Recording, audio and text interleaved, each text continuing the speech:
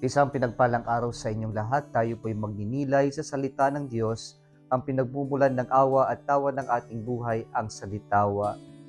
Tampok sa ating ebanghelyo ngayon, ang pagbabalik ng ating Panginoon sa tahanan ng kanyang mga malalapit na kaibigan, ang mga magkakapatid na sina Marta, Maria at Lazaro, na kung saan ay muling binuhay ng Panginoon kamakailan lamang.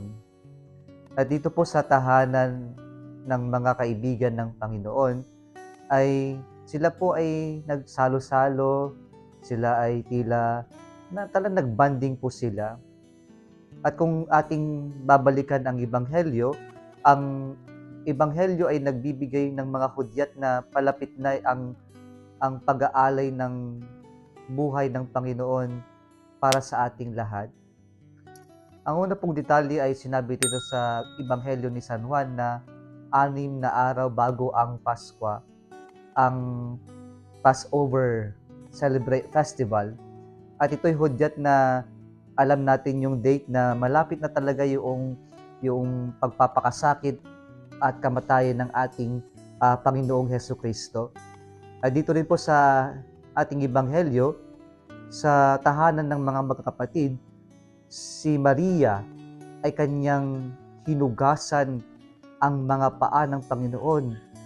She anointed the feet of Jesus with expensive perfume, na kung saan dito rin po sa ginawa ni Maria ay napa-comment na lang si Judas Iscariote na sinabi, sayang, what a waste, na itong mamahalin na perfume na pabango ay inaksaya lamang sa paa ng Panginoon.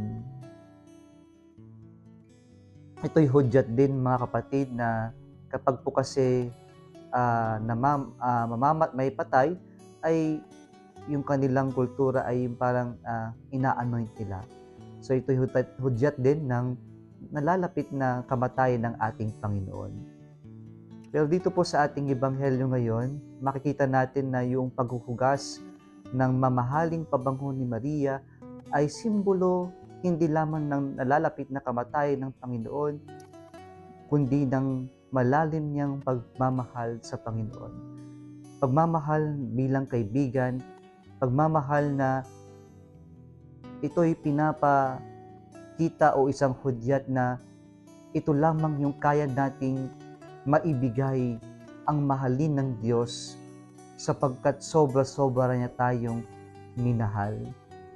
Ngunit sa mata ni Judas Iscariote, ito'y pagsasayang na sana ginamit na lamang ito para sa mga mahihirap, pero inilabas din ng ating ebanghelyo ng kanyang tunay na motibo ay para magnakaw, para angkinin ang pera, sapagkat siya isang magnanakaw, mukhang pera. Mga kapatid, ang pagninilay natin sa araw na ito ay tungkol sa pagmamahal.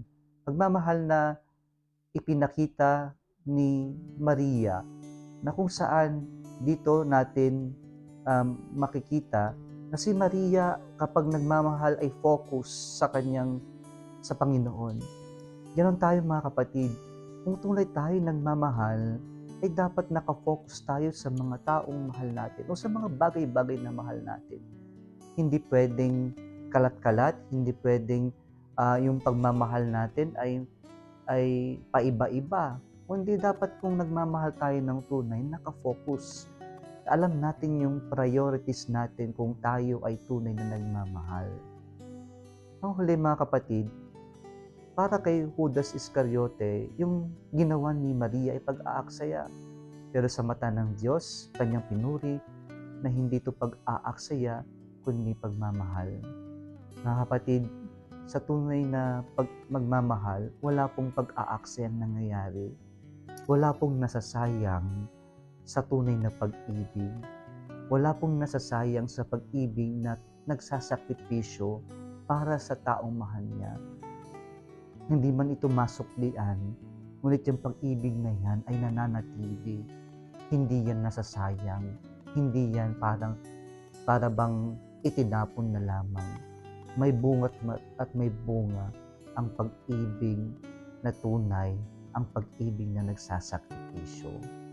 Kaya huwag po tayong mapanghinaan ng loob kapag sa palagay natin, hindi naman nasusuklian yung pag-ibig natin sapagkat tayo'y umaasta lamang base sa kung paano tayo inibig ng Diyos, paano tayo pinalaki ng mga taong nagmamahal sa atin.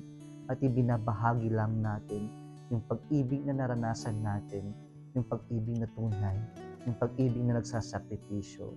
At kapag nagsakripisyo tayo, at kapag umibig tayo ng tunay, kailanman hindi yan masasayang. Kung nagustuhan mo ang video na ito, huwag kalimutang mag-like, i-share at mag-subscribe sa Salitawa Facebook page and YouTube channel. Muli isang pinagpalang araw sa inyong lahat.